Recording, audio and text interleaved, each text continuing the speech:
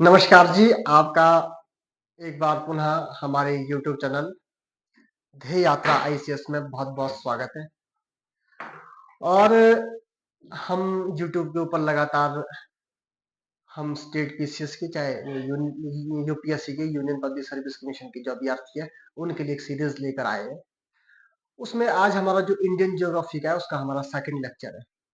आज हम इसमें पढ़ेंगे भारत की जो मानक रेखा यानी कि इंडियन स्टैंडर्ड टाइम जो है वो, और भारत की जो जलवायु है एवं जो कर्क रेखा जो भारत से होकर गुजरती है, वो कितने राज्यों से होकर भारत की गुजरती है, इसको लेकर आज हम चर्चा करेंगे इस क्लास में। और जो ये मैप है, भारत का जो ये मैप है, ये हमने रफ मैप बनाया है ताकि आपको समझ आ जाए। मैप कैसा बना है इसके ऊपर आप लोगों ने ज़्यादा नहीं जाना है, क्योंकि आप लोगों ने सिर्फ इतना समझना है कि एक्चुअल में जो हम समझाना आपको चाह रहे हैं, जो आपके एग्जाम के पॉइंट ऑफ व्यू से, जो आपके एग्जाम के पर्सपेक्टिव से जो आपको आने वाला है। अगर आप देखेंगे कि भारत की जो जलवायु की अगर मैं बात करूं सबसे पहले आपको कि भारत की जलवायु कैसी है, तो मैंने बताया आपको ये हमारे ग्लोब है। ग्लोब है तो ग्लोब में ये वाली कौन सी रेखा बताई थी मैंने आपको? ये मैंने आपको विषुवत रेखा बताई थी। ये मैंने विषुवत रेखा बताई थी। इसके उत्तर में यानी कि उत्तरी गोलार्ध में यानी कि नदर हेमिस्फीयर में एक रेखा है, जिस रेखा को क्या बोलते हैं हम? कर्क रेखा, यानी कि ट्रॉपिक ऑफ कैंसर। जो ये हमारी कर्क रेखा है, इसको इंग्लिश में बोलते हैं ट्रॉपिक ऑफ कैंसर। तो ये कौन सी रेखा हमारी? कर्क रेखा। ये कौन सी हमारी? विषुवत रेखा। इसी के दक्षिण में मैंने आपको एक चीज बताई थी कि दक्षिण में अगर आप देखेंगे तो दक्षिण में एक लाइन है, उसको बोलते हैं हम मकर रेखा। कौन सी रेखा बोलते हैं? मकर रेखा। उसको बोलते हैं मकर रेखा। और अगर हम कर्क रेखा से ऊपर को जाएंगे तो मैंने आपको बताया था एक 66.5 डिग्री। 66.5 डिग्री, ये कितना डिग्री है? ये 23.5 डिग्री। ये भी कितना है? 23.5 डिग्री। मकर रेखा, ये कर्क रेखा, ये 66.5 डिग्री में कौन सी रेखा है? आर्कटिक। आर्कटिक रेखा। और वैसे ही हम अगर सदर्न हेमिस्फीयर में आएंगे, दक्षिणी गोलार्ध में आएंगे, तो यहाँ पे भी हमारे को एक रेखा मिलेगी 66.5 डिग्री, और इसको बोलेंगे हम अंटार्कटिका। अंटार्कटिका। अंटार्कटिका रेखा। तो इस तरह से हम इसको देखेंगे।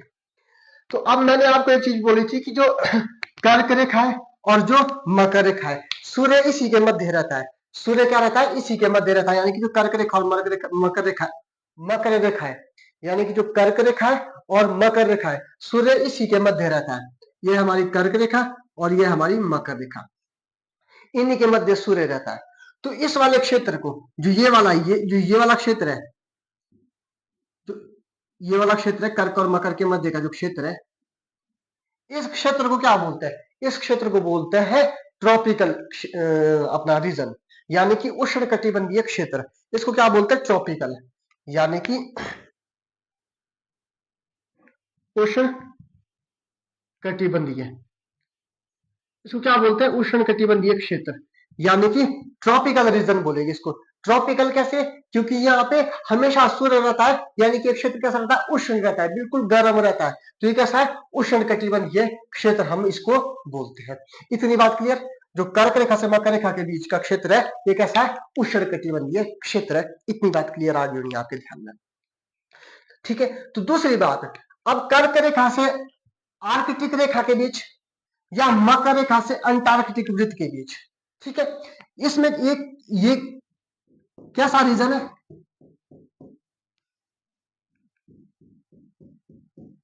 यानी कि जो कर्क रेखा है और आर्कटिक रेखा है, इनके बीच का क्षेत्र, और मकर रेखा और अंटार्कटिका रेखा के बीच का क्षेत्र, ये कैसा क्षेत्र है? अगर आप इस क्षेत्र को देखेंगे तो ये कैसा है? उपोष्ण है, यानी कि सब ट्रॉपिकल है, उपोष्ण है। यानी कि ये ना ज्यादा ठंडा है ना ज्यादा गर्म है। कैसा? ये सब ट्रॉपिकल है, यानी कि उपोष्ण कटिबंधीय क्षेत्र है। तो ये कैसा क्षेत्र निकल के आया?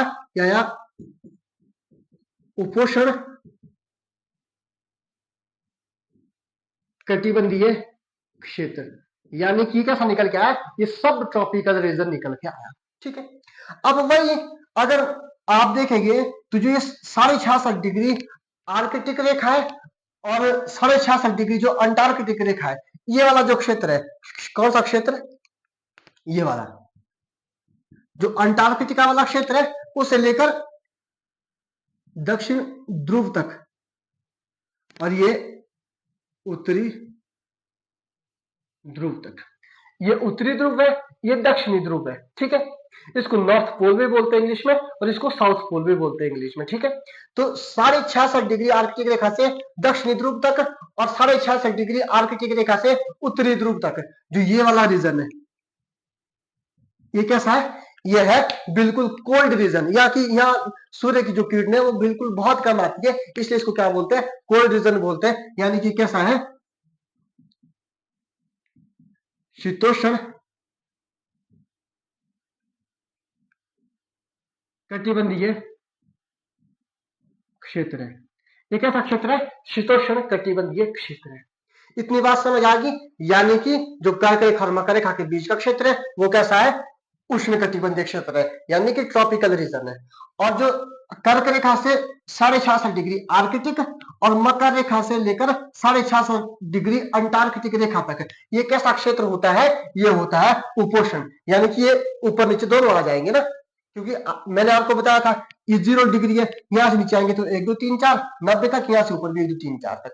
तो ये कैसा रीजन आएगा, चाहे नॉर्दर्न हेमिस्फीयर में चाहे सदर्न हेमिस्फीयर में, ये कैसा क्षेत्र आएगा, उपोष्ण कटिबंधीय क्षेत्र, यानी कि सब ट्रॉपिकल, ना ज्यादा ठंडा ना ज्यादा गर्म। लेकिन ये जो आर्कटिक रेखा से ऊपर उत्तरी ध्रुव और अंटार्कटिक रेखा से नीचे दक्षिणी ध्रुव, ये कैसा रीजन होगा, ये होगा हमारा कोल्ड, या सूर्य की किरणें बिल्कुल ही पहुंचती है, यानी कि कैसा है, शीतोष्ण कटिबंधीय क्षेत्र है।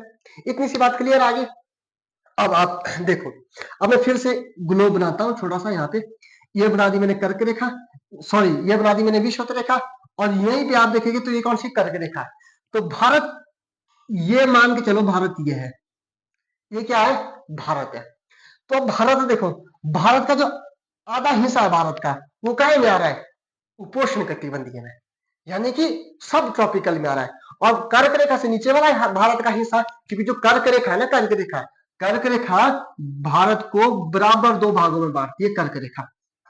तो आधा भारत का में आ रहा है, ये वाला भारत जो है, ये आ रहा है हमारा उपोष्ण कटिबंधीय में। ये क्या सारा है, उपोष्ण कटिबंधीय में। और ये क्या सारा, यानी कि सब ट्रॉपिकल, यानी कि सब ट्रॉपिकल में आ रहा है, ठीक है। अगर इसकी बात करें तो ये कैसा है, यह है उष्ण कटिबंधीय। ये कैसा है, उष्ण कटिबंधीय, यानी कि किस में आ रहा है, ट्रॉपिकल में। अब आप मेरे से पूछेंगे कि सर, तो भारत सब ट्रॉपिकल रीजन वाला जलवायु वाला क्षेत्र है कि भारत ट्रॉपिकल रीजन वाला जलवायु क्षेत्र है। तो मैं आपको बोलूंगा कि भारत कैसा क्षेत्र है, भारत में आपको बताऊंगा कि भारत कैसा क्षेत्र है। तो भारत उष्ण कटिबंधीय जलवायु वाला प्रदेश है। उष्ण कटिबंधीय, उष्ण कटिबंधीय मॉनसूनी लिख देना साथ में, मॉनसूनी जलवायु वाला प्रदेश है। अब आप पूछेंगे इसकी सर वो कैसे है, तो आपने एक चीज देखना, एक तो भारत का जो ये हिमालय वाला रीजन है, दूसरा जो ये आपके गुजरात, सॉरी राजस्थान में एक मरुस्थल पड़ता है, थार मरुस्थल। तो यहाँ की भौगोलिक परिस्थितियां भारत की ऐसी है कि जैसा पूरा का पूरा, जैसा हमारा जो ये कर्क रेखा से नीचे वाला, यानी कि प्रायद्वीपीय भारत वाला जो पेनिनसुला, जो इंडियन पेनिनसुला है, जैसा जलवायु वहां की है वैसे ही पूरी भारत की हो जाती है, क्योंकि भारत की भौगोलिक परिस्थितियां कुछ ऐसी है कि ऊपर से हिमालय है और इधर से हमारा थार का मरुस्थल है, जो इस पूरे क्षेत्र को क्या रखता है, गर्म रखता है। बाहर से हिमालय हवाएं अंदर नहीं आने देता, और जो थार का मरुस्थल है वो बिल्कुल गर्म होता है। तो वो क्या करता है, यहाँ की जो जलवायु है उसे उष्ण कटिबंधीय मानसूनी जलवायु बना देता है, यानी कि ट्रॉपिकल, यहाँ की जो क्लाइमेट होती है वो यहाँ की ट्रॉपिकल क्लाइमेट रहती है। इतनी सी बात आपको जलवायु वाले कॉन्सेप्ट में समझ आ गई होगी कि भारत का कैसी जलवायु वाला प्रदेश है। तो आपको अगर कोई प्रश्न करे कि भारत की जलवायु कैसी है, तो भारत की जलवायु आपने बोला है भारत की जलवायु उष्ण कटिबंधीय मानसूनी जलवायु है, यानी कि ट्रॉपिकल यहाँ की क्लाइमेट है। इतनी बात क्लियर। अब आते हैं भारत में जो कर्क रेखा है।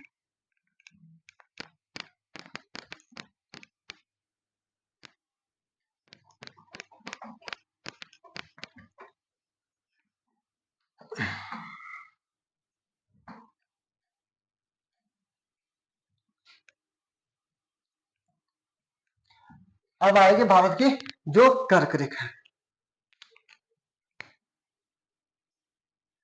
मैंने आपको पहले बोला था कि कर्क रेखा भारत को दो बराबर भागों में बांटती है। ये कौन सी रेखा है हमारी? कर्क रेखा। कितने डिग्री? 23.5 degree north. तो कर्क रेखा भारत को, यानी कि कर्क रेखा भारत को कितने बराबर भागों में बांटती है? दो बराबर भागों में इसको बांट रही है। तो अब क्वेश्चन आता है कि भाई कर्क रेखा भारत के कितने राज्यों से होकर गुजरती है? तो आप लिखेंगे कर्क रेखा भारत के, कर्क रेखा जो भारत के वो 8 राज्यों से होकर गुजरती है। कितने राज्यों से होकर गुजरती है? तो 8 राज्यों से होकर गुजरती है। कर्क रेखा भारत के 8 राज्यों से होकर गुजरती है। कितने राज्यों से होकर गुजरती है? 8 राज्यों से होकर गुजरती है। तो अगर हम 8 राज्य बनाए तो सबसे पहले कौन सा राज्य आएगा? गुजरात। गुजरात कौन सा स्टेट आएगा? तो गुजरात आएगा। कि भाई कहां से गुजर रही है? तो गुजरात से भी गुजर रही है। तो उसके बाद अगर हम देखेंगे तो तब कौन सा आता है? राजस्थान।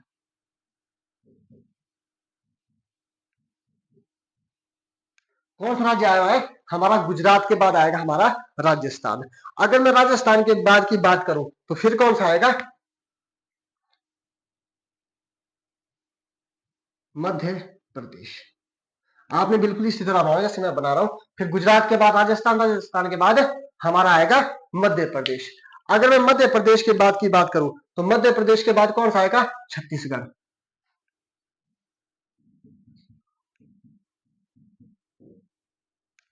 कौन सा आ रहा है? तो छत्तीसगढ़ आ रहा है। अगर मैं छत्तीसगढ़ के बाद की बात करूं तो फिर कौन सा आएगा?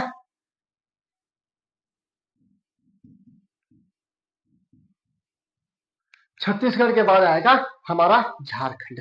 और झारखंड के बाद की अगर मैं बात करूं तो आएगा पश्चिम बंगाल। तो कौन सा आएगा हमारा?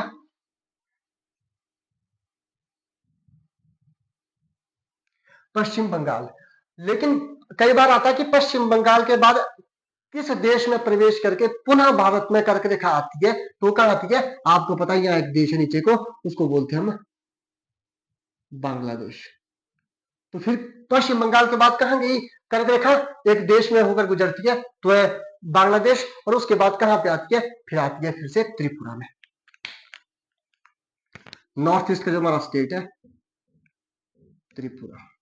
और जब त्रिपुरा आती है तो त्रिपुरा त्रिपुरा के बाद कहां आती है? मिजोरम में। तो कहां आ रही है? मिजोरम में। तो कितनी? 1 2 3 4 5 6 7 8। तो हमारे कर्क रेखा जो मैंने यहां लिखा, कर्क रेखा भारत के कितने राज्यों से होकर गुजरती है? तो 8 राज्यों से होकर भारत में जो ट्रॉपिक ऑफ कैंसर है जिसको हम कर्क रेखा बोलते हैं हिंदी में, वो भारत के 8 राज्यों से होकर गुजरती है। अब कई बार क्वेश्चन आता है कि भाई जो कर्क रेखा के दक्षिण में और कर्क रेखा के उत्तर में किन राज्यों की राजधानियां हैं? अब यह केरल की राजधानी तो पूछ लेगा, क्योंकि तो आप तुरंत बता देंगे कि भाई केरल तो भारत के वैसे भी बड़ी दूर पड़ता है, तो दक्षिण में ही होगी राजधानी कर्क रेखा के। लेकिन वो पूछता है इसके जो कर्क रेखा के ऊपर राज्य है उनकी राजधानियां पूछता है कि भाई गुजरात की क्या है, राजस्थान की क्या है। तो ये सारी राजधानियां पूछता है। तो अगर मैं गुजरात की बात करूं तो गुजरात की राजधानी आपने वैसे बनाया जैसे मैं लिखूंगा। तो गुजरात की राजधानी कर्क रेखा के क्या से है? दक्षिण में। तो वो क्या है? गांधीनगर। कौन सी है? गांधीनगर। अगर फिर बात आती है कि भाई राजस्थान की क्या राजधानी, राजस्थान की राजधानी, तो वो क्या है, कर्क रेखा के उत्तर में। तो मैं यहां लिख देता हूं, तो क्या राजधानी है, जयपुर। अगर मैं वही मध्य प्रदेश की बात करूं कि जो मध्य प्रदेश की राजधानी है वो कहाँ है, तो मैं फिर आऊंगा, अब फिर मैं आपसे कहूंगा कि आप कर्क रेखा के दक्षिण में, तो कर्क रेखा के दक्षिण में तो क्या है, राजधानी, तो भोपाल है। इतनी बात क्लियर। तो अगर मैं फिर छत्तीसगढ़ में आऊंगा, तो छत्तीसगढ़ की जो कैपिटल है वो फिर हम कहाँ लिखेंगे, वो फिर हम दक्षिण में लिखेंगे, तो वो कहाँ है, वो है रायपुर। रायपुर। फिर अगर झारखंड की पूछे तो कर्क रेखा की किस दिशा में है, तो ये भी दक्षिण में है। इसको क्या बोलते हैं, झारखंड की जो कैपिटल है वो है रांची। रांची। फिर अगर पश्चिम बंगाल की बात करें कि जो पश्चिम बंगाल की राजधानी है, अब क्वेश्चन इस तरह से ही आता है, अब वो दौर चला गया जब सीधा क्वेश्चन पूछते थे कि कर्क रेखा से होकर नहीं, कर्क रेखा किन किन राज्यों से होकर गुजरती है, तो आप रट्टा मार देते थे कि गुजरात, राजस्थान, मध्य प्रदेश, छत्तीसगढ़, झारखंड, पश्चिम बंगाल, त्रिपुरा, मिजोरम। अब क्वेश्चन इस तरह से आते हैं कि राजधानी दक्षिण में बताओ, उत्तर में बताओ, तो उत्तर का मतलब यानी कि नॉर्थ, और दक्षिण का मतलब साउथ। इतनी बात क्लियर। अगर मैं वेस्ट बंगाल की बात करूं, तो पश्चिम बंगाल की जब बात करूंगा तो इसकी राजधानी भी क्या है, दक्षिण में, कलकत्ता। क्या है, कर्क रेखा के दक्षिण में, यानी कि कलकत्ता। फिर अगर मैं त्रिपुरा की बात करूंगा, तो त्रिपुरा की राजधानी क्या है, अगरतला। त्रिपुरा की कैपिटल क्या है, अगरतला। तो वो कहां मिलेगी हमारे को, उत्तर में, अगरतला। अगर मैं वही मिजोरम की बात करूंगा, तो मिजोरम की कैपिटल क्या है, आइजोल। आइजोल। और ये भी कहा है, उत्तर में। ये भी कहा है, उत्तर दिशा में। तो इतनी बात क्लियर आ गई। ये क्या है, कैपिटल नीचे की जो मैंने लिखी कि भाई कैपिटल इसके कहां पे आती है, तो आप क्या लिखेंगे अब,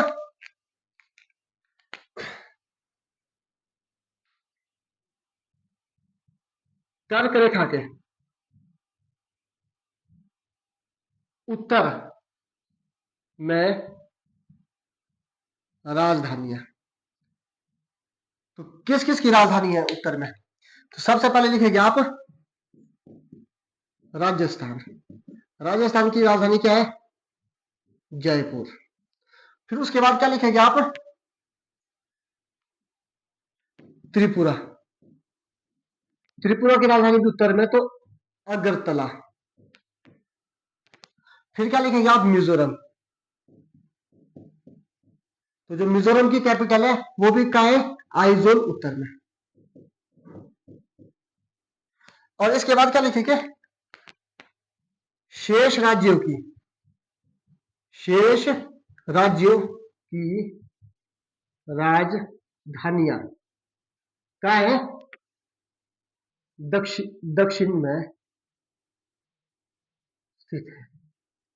यानी कि इन तीन को अगर छोड़ दे तो बाकी जो शेष राज्य है उनकी राजधानियां कहाँ है, दक्षिण में स्थित है। इतनी सी बात क्लियर। कहाँ है, दक्षिण में स्थित है।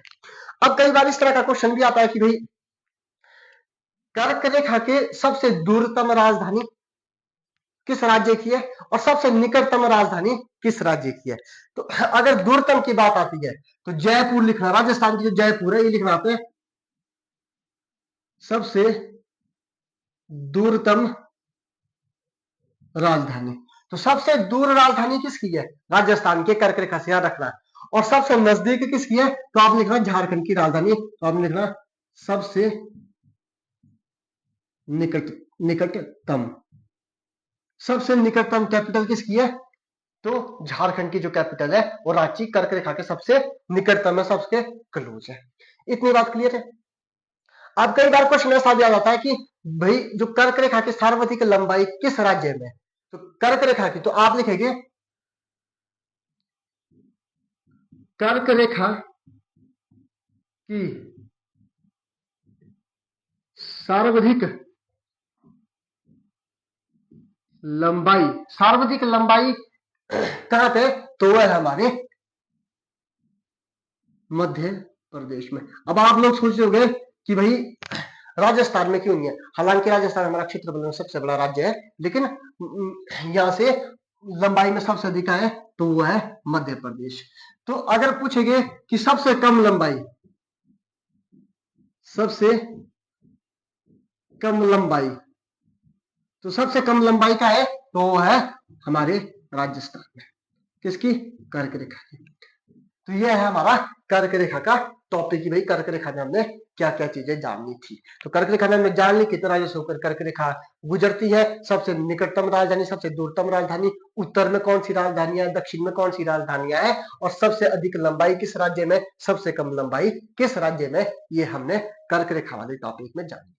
तो हमारा क्या हो गया, हमारा जलवायु हो गया और हमारा कर्क रेखा किन राज्यों से होकर गुजरती है, ये हो गया। अब बचता है हमारा भारत की जो इंडियन स्टैंडर्ड टाइम है, यानी कि भारतीय मानक रेखा, ये बचता है हमारा।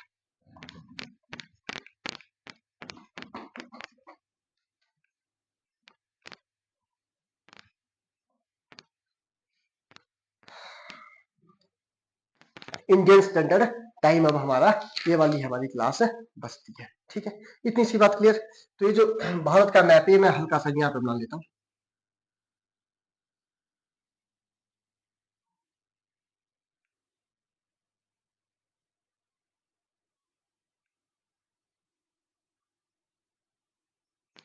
ये मैं भारत का हल्का सा मैप मैंने आपको समझाने के लिए यहाँ पे बना दिया। अगर मैं इंडियन स्टैंडर्ड टाइम की बात करूं तो इंडियन स्टैंडर्ड टाइम जो है हमारा वो कहां से है, तो वो है हमारी एक रेखा है, उसको बोलते हैं,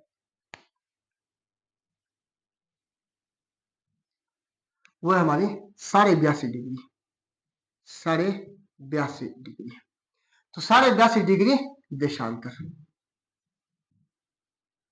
कितना है, 82.5 डिग्री देशांतर। इतनी बात क्लियर,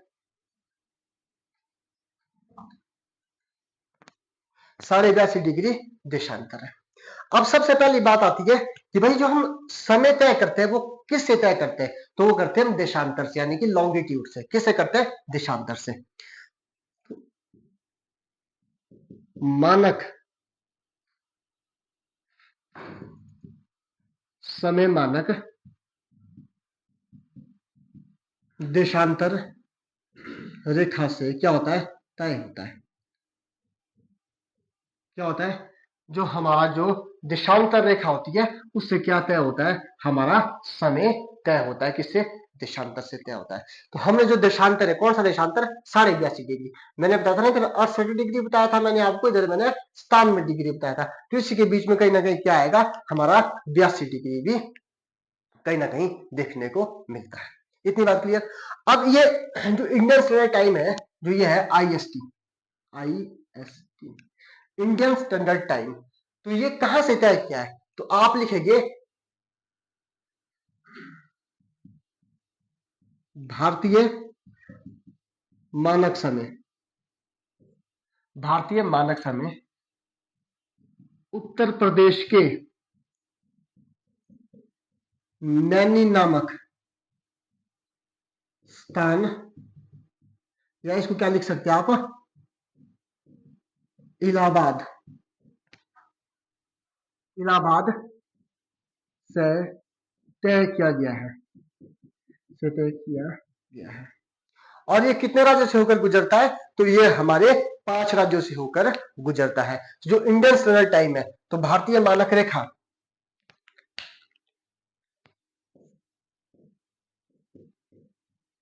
भारतीय मानक रेखा भारत के 5 राज्यों से होकर गुजरती है। 5 राज्यों से होकर क्या होती है, हमारी जो इंडियन स्टैंडर्ड टाइम है, ये हमारे 5 राज्यों से होकर गुजरती है। अगर सबसे पहले हम राज्य देखें तो कौन सा है, वही हमारा उत्तर प्रदेश। फिर अगर देखेंगे हम तो कौन सा है हमारा, फिर है हमारा हमारा मध्य प्रदेश। और अगर मध्य प्रदेश के बाद की बात करेंगे हम, तो फिर कौन सा आता है हमारा, छत्तीसगढ़। और अगर मैं छत्तीसगढ़ के बाद की बात करूं तो आता है हमारा ओडिशा, ओडिशा। और अगर मैं उसके बाद की बात करूं तो तब आता है हमारा आंध्र प्रदेश। फिर कौन सा आता है हमारा, आंध्र प्रदेश। तो कई बार क्वेश्चन ये आता है कि भाई जो IST है, इंडियन स्टैंडर्ड टाइम है, ये कहाँ से तय किया गया है? तो सबसे पहली बात है, ये हमारे कहाँ से तय किया गया है? नैनी नामक स्थान है इलाहाबाद में, यानी कि उत्तर प्रदेश के नैनी नामक स्थान से तय किया गया है। तो कितने डिग्री देशांतर से तय किया गया है? तो मैंने आपको बता दिया, 82.5 डिग्री देशांतर से हमने तय किया है। अगर आता है कि भारतीय मानक रेखा यानी कि IST, ये भारत के कितने राज्य होकर गुजरता है? तो मैंने आपको बता दिया 5 राज्य। तो मैंने अगर 5 राज्य बता दी तो सबसे पहले कौन सा बताया मैंने? उत्तर प्रदेश, फिर मध्य प्रदेश, फिर छत्तीसगढ़, फिर उड़ीसा, फिर आंध्र प्रदेश। इतने राज्य होकर गुजरता है। तो कई बार ये क्वेश्चन आता है कि भाई जो अपना कर्क रेखा है वो इंडियन स्टैंडर्ड टाइम यानी कि भारतीय मानक रेखा से कहां पर आपस में टकराती है? तो आपने लिखना कर्क रेखा, कर्क रेखा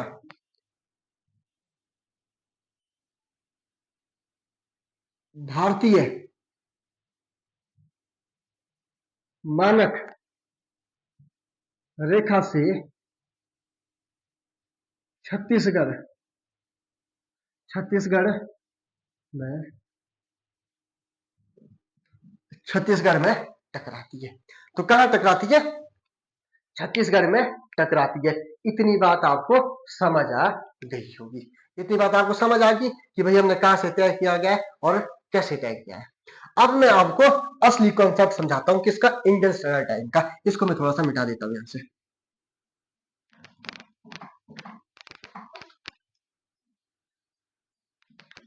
इसको थोड़ा सा मैं मिटा देता हूं।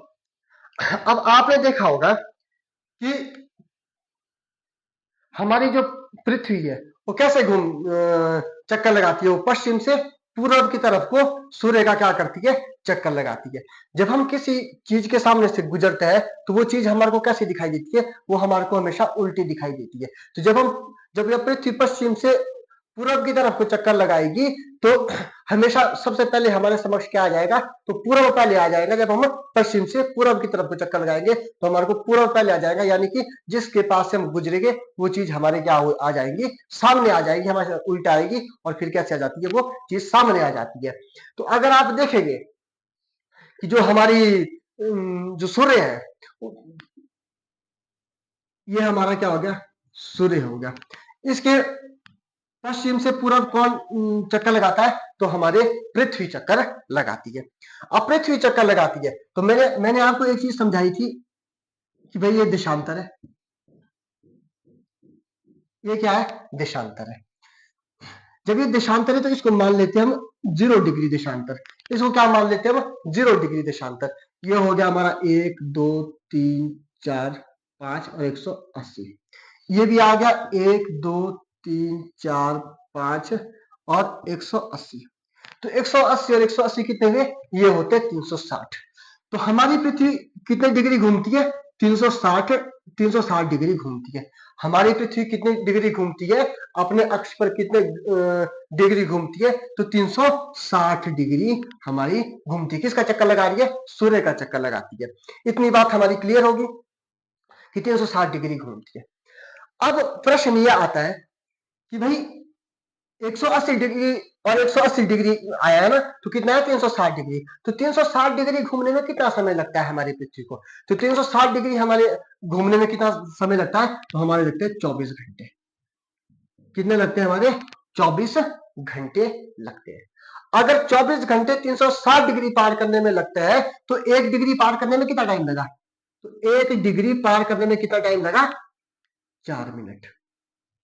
1 डिग्री पार करने में कितना समय लगा? तो 4 मिनट लगता है। अगर वही बात आए कि मैंने आपको बताया था कि जो भारत है, भारत है, तो भारत में कितने देशांतर है? भारत में 30 देशांतर है। कितने देशांतर है? 30 देशांतर है। तो भारत में कितने देशांतर है? कितनी खड़ी लाइन है इस तरह की? तो 30 देशांतर में भारत का विस्तार है। अगर 1 डिग्री पार करने में 4 मिनट लग रहे हैं तो 15 डिग्री पार करने में कितना टाइम लगेगा? तो 15 डिग्री पार करने में कितना टाइम लगेगा? तो 15 को 4 से गुणा कर लो तो 15 चको 60। तो अगर 15 को 4 से गुणा करेंगे तो 15 चको 60। तो 60 मिनट, यानी कि अगर 15 डिग्री हमने पार करना है या पृथ्वी ने 15 डिग्री पार करना है या सूर्य ने 15 डिग्री पार करना तो कितना समय लगेगा? तो हमारे को लगेगा 60 मिनट। इतनी बात क्लियर? तो भारत कितने देशांतर में? तो भारत है 30 देशांतर में। भारत कितने देशांतर में? 30 देशांतर में। तो अगर 15 डिग्री पार करने में 60 मिनट लगते हैं, तो अगर मैं इस तरह से लाइनें दे दूं, इस तरह से लाइनें यहाँ पे, इस तरह से लाइनें दे दूं मैं, तो ये जो लाइन है तो ये कितनी है? ये 30 लाइन है। अगर मान के चलो ये कितनी है कुल? 30 लाइन है। तो 30 डिग्री पार करने में सूर्य को कितना टाइम लगेगा? तो 60 कर लो तो कितना आएगा? 120 निकल के आएगा। यानी कि 2 घंटे पृथ्वी हमारे सूर्य को क्या लगता है? 60 डिग्री पार करने में कितना समय लगता है?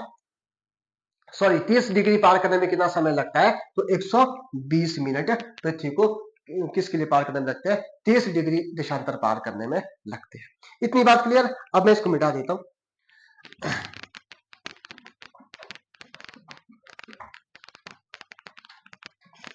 अब मैं भारत के बारे में समझाता हूं। भारत में कितने हैं? भारत में हमारे 30 देशांतर। भारत में कितने हमारे? 30 देशांतर है। अगर सूर्य है, अब सूर्य कहां पे आएगा? मैंने आपको बोला ना कि जब पृथ्वी पश्चिम से पूर्व की तरफ को घूमती है तो जो चीज हमारे सामने से गुजरती है हमारे को उल्टी दिखाई देती है। तो सूर्य हमेशा हमारे को कहां से दिखाई देता है? हमारे को सूर्य हमेशा कहां से दिखाई देगा? पूर्व से दिखाई देता है। तो सूर्य कहां से दिखाई देता है? हमारे को हमेशा सन जो दिखाई देगा वो पूर्व से दिखाई देगा। अब हमें कितना डिग्री पार करना है? 30 डिग्री पार करना है। तो यहाँ सूर्य सबसे पहले हमारे को भारत में कहां दिखाई देता है? तो वो दिखाई देगा अरुणाचल प्रदेश में। अरुणाचल प्रदेश।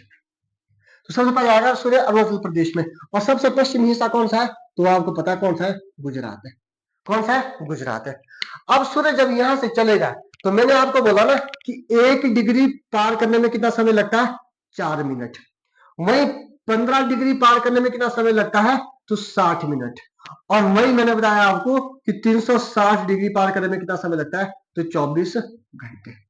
जब 1 डिग्री पार करने में 4 मिनट लगा ना, तो 15 डिग्री करने में कितना लगा? तो 15 चक्को 60। इतनी बात क्लियर? तो अब ये कितना है? ये है हमारा यहाँ पे 30 देशांतर। अब 30 देशांतर सूर्य ने पार करने हैं तो सूर्य को कितना समय लगेगा? तो आप देखेंगे कि 30 देशांतर पार करने में लगेगा तो कितना लगेगा? 120 मिनट। क्योंकि 15 डिग्री पार करने में कितना टाइम लगेगा? 60। तो 15 डिग्री और भारत कितना है? 30। तो 15 डिग्री और जोड़ लो तो कितना है? तो भारत को कितना टाइम लगेगा? 120 मिनट। 120 मिनट। यानी कि पूरे के पूरे 2 घंटे लेट सूर्य होता है। जब अरुणाचल प्रदेश में सूर्य आएगा तो उसके 2 घंटे बाद सूर्य कहां पहुंचता है? तो गुजरात में सूर्य पहुंचता है। तो भारत में कितने घंटे का अंतर हुआ? तो 2 घंटे का अंतर होता है। क्योंकि सूर्य सबसे पहले कहां आएगा? अरुणाचल प्रदेश में सूर्य आता है। इतनी सी बात क्लियर? तो सूर्य कहां आएगा? गुजरात में। हालांकि एक नियम चलता है, तो नियम यह है कि जब अरुणाचल प्रदेश में सूर्य आएगा तो सूर्य की जो प्रकाश है सूर्य का वो 18 डिग्री आगे तक रहता है। यानी कि जब सुबह अगर मान चलो 5 बजे भी धूप उधर अरुणाचल प्रदेश में आ रहा है तो 18 डिग्री आगे तक 5 बजे क्या आएगी? सूर्य का प्रकाश आएगा, सूर्य की रोशनी हमेशा आती है। तो ऑलमोस्ट पूरे भारत में क्या हो जाता है? सुबह उस समय तक हो ही जाती है। तो यह है भारत का इंडियन स्टैंडर्ड टाइम। ठीक है। अब एक प्रश्न ये बनता है कि जो भारत का इंडियन स्टैंडर्ड टाइम है, जो भारत का, वो 82.5 डिग्री ही क्यों रखा हुआ है? प्रश्न ये आता है कि भाई जो भारत का जो मानक रेखा है,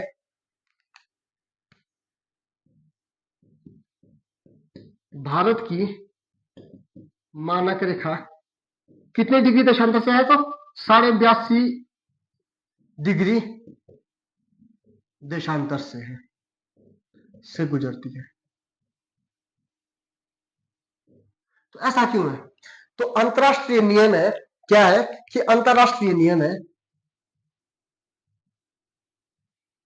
अंतरराष्ट्रीय नियम के कारण रखा गया है। अब अंतरराष्ट्रीय नियम क्या बोलता है कि हमेशा किसी देश का जो टाइम है वो कितने गुणक में होना चाहिए? वो 7.5 डिग्री के गुणांक में होना चाहिए। गुणांक में होना चाहिए। कितने? 7.5 डिग्री गुणांक में होना चाहिए, या 30 मिनट के गुणांक में होना चाहिए। गुणांक में होना चाहिए।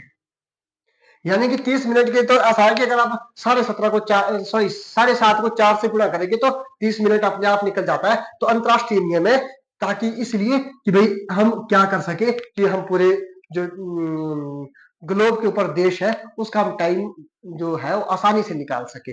वो कैसे? अब आप देखो कि जो ब्रिटेन का है, तो ब्रिटेन का क्या है, मैंने आपको बताया था कि ब्रिटेन का एक शहर है, वहां से 0 डिग्री है। अगर मैं इस तरह से ग्लोब बना लू यहाँ पे, तो एक रेखा खींची गई है यहाँ से ब्रिटेन के एक शहर है ग्रीनविच।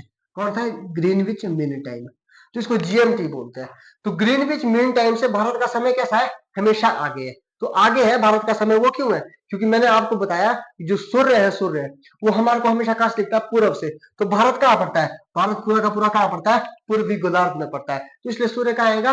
पूर्व में पहले आएगा। तो दिन पहले भारत में होगा कि ब्रिटेन या अमेरिका में होगा? तो पहले जो क्या नाम है अपना सुबह या जो पहले दिन आएगा वो कहाँ पे आएगा? वो भारत में आएगा, यानी कि पूर्वी गोलार्ध में हमेशा आएगा। तो इसीलिए अगर आप देखेंगे कि अगर आप ब्रिटेन में भी है आज, और आप आज तारीख है 6, तो अगर आप भारत जाते हैं तो भारत में तारीख क्या होगी? आज ही के दिन 7 तारीख है, क्योंकि भारत में सुबह ऑलमोस्ट बहुत पहले हो चुकी होती है। एक जो दिन का जो फासला है वो पूरब में क्या रहेगा? हमेशा आगे रहता है। यहाँ पे सुबह पहले हो जाएगी तो यानी कि तारीख भी पहले बदल जाएगी। तो अगर आप 5 तारीख को अमेरिका से चले तो जब आप भारत पहुंचेंगे उसी दिन, तो भारत में कौन सी तारीख हो चुकी होगी? 6 तारीख हो चुकी होगी। तो इतना अंतर इससे पड़ता है। तो भारत का कैसा है कि भारत का समय हमेशा पश्चिम के देशों से हमेशा आगे रहता है। आप अगर पश्चिम के देश से यात्रा करके उसी दिन भारत आ रहे हैं तो आपको एक दिन का अंतर देखने को मिलेगा। अगर आप 5 तारीख को चले तो अगर भारत को भी आप ये सोच रहे कि आप 5 को पहुंचेंगे, तो नहीं, तो भारत में उस समय तक क्या हो चुका होगा? उस समय तक 6 बज चुके होंगे। इतनी बात क्लियर? तो जो भारत का जो जीएमटी वाला समय है वो इस तरह से निर्धारित किया जाता है, और जो निर्धारित की जगह है वो है ब्रिटेन में, उसको बोलते हैं ग्रीनविच मीन टाइम। तो इससे हम जब आगे को जाएंगे तो 180, जब इसके पीछे जाएंगे तो 180 इतना होता है। तो इनको मिला के बोलते हैं 360 डिग्री। और 360 डिग्री को जब पृथ्वी घूमती है और घूर्णन करती है अपने अक्ष पर, तो उसको कितना समय लगता है? तो उसको लगते हैं 24 घंटे। वो मैंने आपको समझा दिया। वो क्यों? क्योंकि 1 डिग्री पार करने में कितना मिनट लगे? 4। तो 15 डिग्री पार करने में कितना लगा? 15 चक्कू 60। तो वैसे ही 24 घंटे 360 डिग्री को पूरा करने में लगते हैं। और इस तरह से पृथ्वी अपने अक्ष पर एक चक्कर लगाती है कितने में? 24 घंटे में। इसीलिए जब पृथ्वी सूर्य के आगे आएगी तो उस स्थान पर हमेशा आपने देखा होगा सूरज लगा होगा। जब पृथ्वी सूर्य के पीछे चले जाती है तो आपने देखा होगा उस जगह पे अंधेरा हो जाता है। तो ये पृथ्वी का जो घूर्णन है अपने अक्ष पर, इसके कारण से होता है, क्योंकि पृथ्वी किसका घूर्णन कर रही है? हमेशा सूर्य का घूर्णन करती है। तो आज की क्लास यही खत्म होती है, और अगली क्लास में मिलते हैं। आज के लिए थैंक यू, धन्यवाद।